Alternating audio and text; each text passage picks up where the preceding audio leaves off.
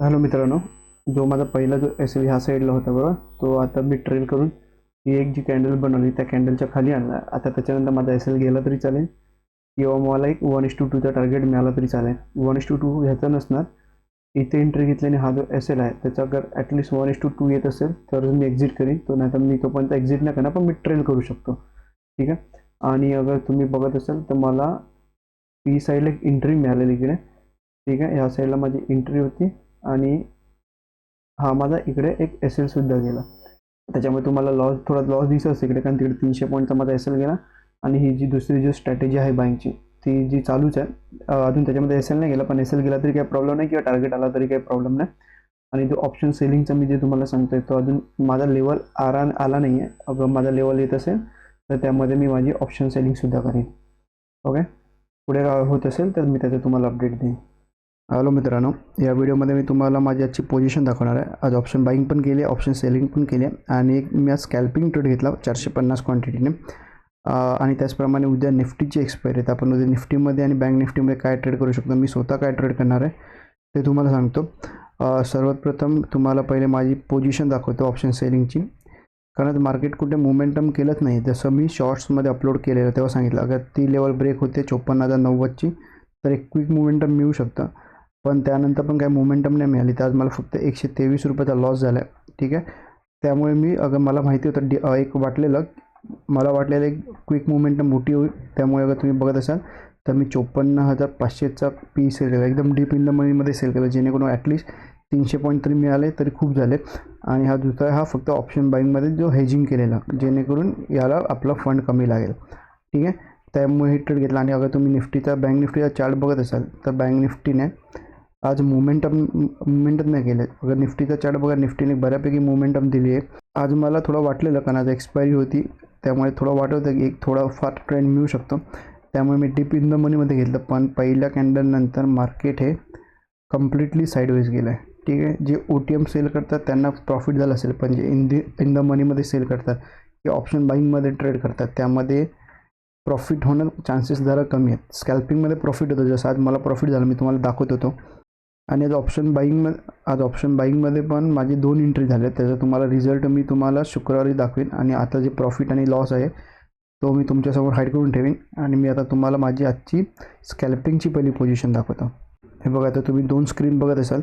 एकामध्ये मला प्रॉफिट झाला आहे टोटल 1453, म्हणजे 1400 पडा राऊंड नंबर. ॲक्च्युली काल मी ह्या अकाउंटमध्ये फंड ॲड केलेला, जेणेकरून माझा कालचं बाईंगचं स्ट्रॅटेजी माझी ती चालू राहावी. आणि आज माझ्या अकाउंटमध्ये जो फंड आला, जो म्हणजे ऑप्शन म्हणजे मी स्विंग ट्रेडिंगसाठी जो फंड हे यूज केलेला तो ब्लॉक झाला, तो आज सकाळी आला. तो त्यामुळे मी ऑप्शन सेलिंग त्या अकाउंटमध्ये केली. आणि ह्या अकाउंटमध्ये तो तसा फंड होता. म्हटलं एक आपण जर स्कॅल्पिंग करून बघूया. तर पहिले तुम्ही इकडे बघत असाल, इकडे माझा पहिला स्कॅल्पिंगला माझा एस एल गेला. ठीक आहे. हा पहिलावाला सोडून द्या, हा इग्नोर करा, ह्याचं काय नाही. तर दुसरावाला एक माझा एस एल गेला 500 रुपयाचा. ठीक आहे. त्याच्यानंतर परत मी रीएंट्री घेतली. तिकडे 19 रुपयाला मी बाय केला आणि 23.74ला मी सेल केला. क्वांटिटी बघत असाल तर 450 क्वांटिटी, ऑलमोस्ट 2000चा प्रॉफिट झाला. तो हे केल्यानंतर इकडे मग टोटल 1600 रुपयाचा मला प्रॉफिट झाला. ठीक आहे. आणि तुम्ही एंट्री टाईम बघा, 38 सेकंदामध्ये मी घेतलेला आणि 46 सेकंदामध्ये मी एक्झिटसुद्धा केला. काही 8 स्कॅल्पिंग, हे स्कॅल्पिंग असेल, म्हणजे स्कॅल्पिंग आपण पण करू शकतो, पण आपण स्क्रीनसमोर तेवढा राहत नाही, त्यामुळे आपण करू शकत नाही. बरोबर.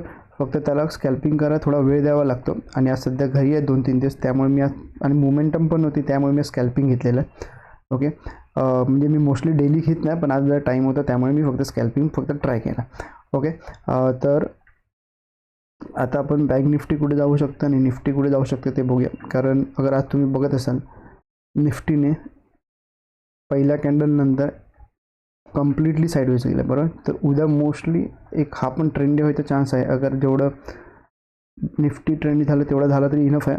आता मी तुम्हाला जो लेवल दिसतो ना, आज जो सकाळी तुम्हाला शॉर्ट्समध्ये जो लेवल दिलेला 54,90च्या लेवलच्या वरती अगर मार्केट ओपन होतं आहे, पहिली 5 मिनिटाची ग्रीन कॅन्डल बघा. अगर त्याचा हाय ब्रेक होत असेल तर आपण वरच्या साईडला सुद्धा जाऊ शकतो. मॅक्झिमम 2दा एंट्री, 1:2चा टार्गेट कंप्लीट झाला की आपण आपल्या एसएलला सर्व कॉस्ट टू कॉस्ट करू शकतो. ठीक आहे. पण फक्त मॅक्झिमम 2दाच एंट्री घ्या, कारण का 2 एंट्रीनंतर जात असेल तर मार्केट हे असंच होऊन जाणार, कुठे जाणारसुद्धा नाही. ठीक आहे. त्यामुळे जास्त एंट्री घेण्यापेक्षा कमी एंट्रीमध्ये अगर प्रॉफिट जास्त मिळत असेल तर तसं करा. डाऊन साईडला ॲक्च्युली मी जास्त डाऊन साईडला नाही आहे, पण समजा एकदम मोठा गॅप डाऊन ओपन होत असेल आणि ह्या लेवलच्या खाली मार्केट जात असेल तर मॅक्झिमम 2दा एंट्री घ्या. फक्त क्वांटिटी हाफ करा. वरती 4 मारत असाल तर डाऊन साईडला फक्त 2 क्वांटिटी घ्या. ठीक आहे. ह्याच्या खाली जात असेल मॅक्झिमम 2दा एंट्री घ्या. आणि क्विक गेलं तर ठीक आहे. अगर इथून परत 1:2चा तुमचा टार्गेट ट्रेलिंग असेल जात असेल तर परत एंट्री घेऊ नका, कारण ते वरती जाऊन हे ह्या झोनमध्येच क्लिअर होऊन जाणार. म्हणजे पूर्ण दिवस तो ह्या झोनमध्येच राहील. ओके. आणि तुम्हाला बँक निफ्टीबद्दल सांगतो मी.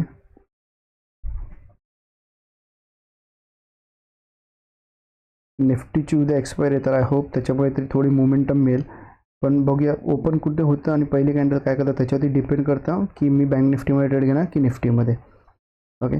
निफ्टीने जसं तुम्हाला मी कालच्या व्हिडिओमध्ये सांगितलेलं ॲनालिसिसच्या व्हिडिओमध्ये, अगर तुम्ही 5 मिनिटाची कॅन्डल बघाल तर जशी 5 मिनिटाची कॅन्डलने हाय ब्रेक केला आपण आपली एंट्री घेऊ शकते, हे मी सांगितलेलं बरोबर. तर आणि मॅक्झिमम 2दा एंट्री. पहिली एंट्री घेतली इकडे, पहिला एस एल ह्या साईडला गेला. ठीक आहे. सेकंड एंट्री तुमची परत इकडे आली. ठीक आहे. नंतर तुम्ही बघत असाल आपला इकडे एस एल गेलाच नाही. दुसऱ्या एंट्रीमध्ये आपल्याला अगर तुम्ही इथे बघत असाल तर आपल्याला एक इनफ प्रॉफिट झाला. 1:2चा तुम्हाला इझिली टार्गेट इकडे मिळाला असेल एंडला. ठीक आहे. त्याच्यामुळे सांगतो का मॅक्झिमम 2दा एंट्री घ्या. दुसऱ्या एंट्रीमध्ये जात असेल तर जाईल, नाही तर मग ते साईडवेज होऊन जाईल. ठीक आहे. आणि आता आपण उद्या काय करू शकतो, जोपर्यंत 25,864 ह्या लेवलच्या वरती मार्केट अगर 5 मिनिटाची ग्रीन कॅन्डल करते आणि त्याचा हाय ब्रेक होत असेल तर आपण वरच्या साईडला डायरेक्टली जाऊ शकतो. मॅक्झिमम 2दा एंट्री. 1:2चा टार्गेट कंप्लीट झाला, आपण आपला एस एला सरळ कॉस्ट टू कॉस्ट करू शकतो. ठीक आहे. आणि इन केस 25,864च्या लेवलच्या खाली अगर मार्केट ओपन होत आहे, पहिली 5 मिनिटाची रेड कॅन्डल बघा. रेड कॅन्डलचा हाय लो ब्रेक होत असेल तर आपण डाऊन साईडची सुद्धा एंट्री घेऊ शकतो. फक्त वरती अगर तुम्ही 4 क्वांटिटी मारत असाल तर डाऊन साईडला फक्त आणि फक्त 2 क्वांटिटी मारा. ठीक आहे. म्हणजे क्वांटिटी तुम्ही हाफ करा कळाला. आणि प्रत्येक 1:2चा टार्गेट कंप्लीट झाला, आपला एस एला सर्व कॉस्ट टू कॉस्ट करा, जेणेकरून आपला लॉस जास्त नाही व्हायला पाहिजे. ओके. आणि अजून तुम्हाला काही डाऊट असेल तर कमेंट करू शकता.